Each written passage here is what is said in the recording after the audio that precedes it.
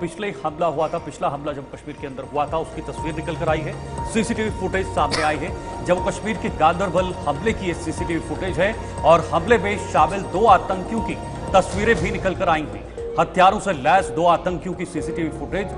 ये 20 अक्टूबर को आतंकवादियों ने जो बड़ा हमला किया था, इस हमले को अंजाम दिया था। कंस्ट्रक्शन कंपनी कर्मचारियों पर यह हमला हुआ था जिसमें 7 लोगों ने अपनी जानें गंवाई थी।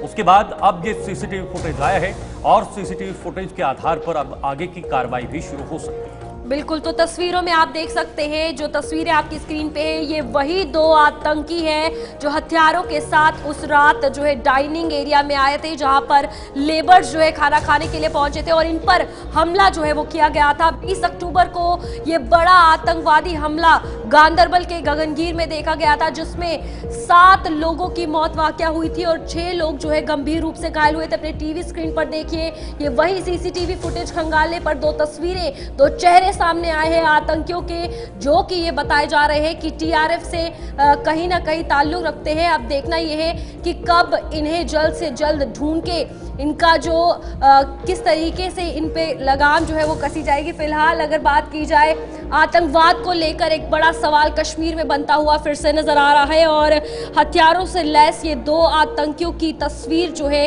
सीसीटीवी फुटेज में सामने आई है, जहां पर डॉक्टर शाहनवाज की मृत्यु हुई। यहाँ जम्मू के इंजीनियर की अगर बात की जाए, शशि अब्रोल की हुई और बहुत सारे लेबर्स जो कि बाहरी राज्य के थे उनकी भी इसमें मौत वाकया हुई। तो अगर हमले की बात की जाए तो उसके बाद पूरे कश्मीर में कहीं ना कहीं पैनिक की सिचुएशन है और डर का माहौल जो है वो साफ तौर पर देखने को मिल रहा है। गांदरबल से इस वक्त हमारे साथ सलीम वानी जुड़ चुके हैं। मैं सीधे सलीम का रुख करना चाहूंगा। सलीम, तस्वीरें भी सामने आई हैं, यानी कुल मिलाकर एक आधार मिल चुका है सीसीटीवी फुटेज के जरिए। तो क्या इसको भी इस जांच के साथ एक आधार बनाया जाएगा, क्योंकि एनआईए इस पूरे मामले की जांच कर रही है?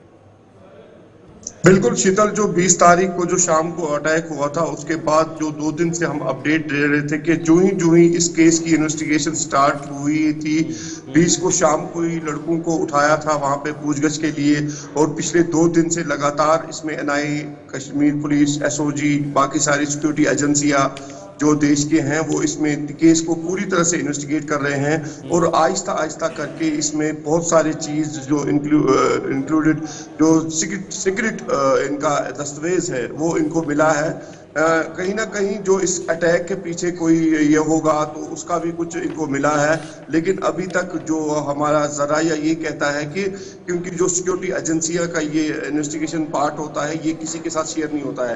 लेकिन कल शाम को जो ही इन्होंने सीसीटीवी फुटेज में जो 2 बंदूक बर्दार दिखे गए थे तो उनका ये इन्होंने दिखाया था कि वो भी इन्होंने सोशल मीडिया पे अपलोड करने के लिए कहा गया था।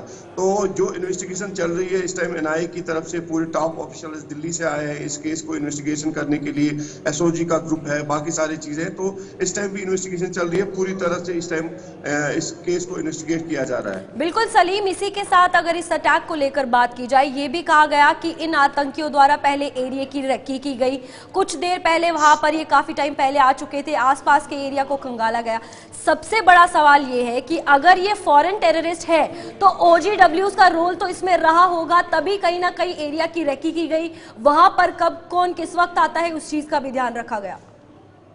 देखो रूपाली, अगर ये इस केस जिसमें अटैक हुआ था ये जरूरी है कि जिस हिसाब से इस अटैक को किया गया है इसमें जरूर कहीं ना कहीं जो ग्राउंड फील्ड, क्योंकि जिस हिसाब से अटैक किया गया है और वहां के उसके बाद वो फरार हो गए, तो इसमें जरूर वहां पे जो इसका अपर ग्राउंड जो होगा, फील्ड होगा, जरूर इसमें इन्वॉल्वमेंट होगी। इसीलिए जो इन्वेस्टिगेशन चल रही है पूरी तरह से, इसीलिए ये केस एनआईए को सौंप दिया गया था।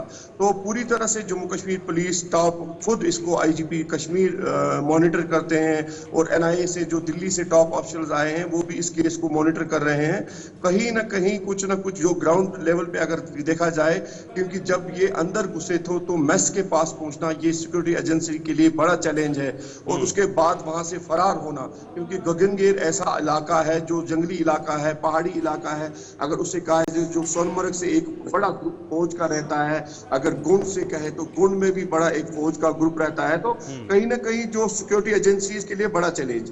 बिल्कुल सलीम, अब कितना ज्यादा जरूरी है इन दो आतंकियों की जिनकी तस्वीरें सामने आई है उन्हें पकड़ना, क्योंकि साफ तौर पर आपको अगर बात की जाए इन दो आतंकियों की, तो पहले भी ये कहा अगर ये और आतंकी गतिविधियों को जो है वारदातों को अंजाम दे सकते हैं तो सिक्योरिटी के लिए भी ये कितना बड़ा चैलेंज है जिन दो आतंकियों की तस्वीरें सामने आई है उन्हें पकड़ा जाए। देखो, तस्वीर लगाने से ये नहीं है कि इसको पकड़ने के लिए, लेकिन सिक्योरिटी एजेंसी इस टाइम जो काम करते हैं पूरी तरह से सर्च चल रहा है। जंगली इलाका है कंगन सब डिवीजन, चाहे आप गोंड की बात करो, सोनमर्ग की बात करो, शितकड़ी की बात करो या गगनगीर की बात करो। माजी में अगर देखा जाए तो ये एक बड़ा लाइन ऑफ कंट्रोल भी है, इसको गुरेज बांडीपुरा है, ऊपर से दूसरा ट्रैक। और लेकिन फिलहाल जिस संपर्क के साथ अभी आतंकवाद फिर से कश्मीर में काम कर रहा है, एक बड़े नेटवर्क को बढ़ावा दे रहा है, क्योंकि निरंतर कश्मीर के अंदर हमले हो रहे हैं जो सिक्योरिटी के लिए एक बहुत बड़ा चैलेंज बन गया है, खास तौर पर सिक्योरिटी एजेंसीज के लिए जो अपने सोर्सेज के आधार पर काम करते हैं, वो उनके लिए एक बहुत बड़ी थ्रेट बन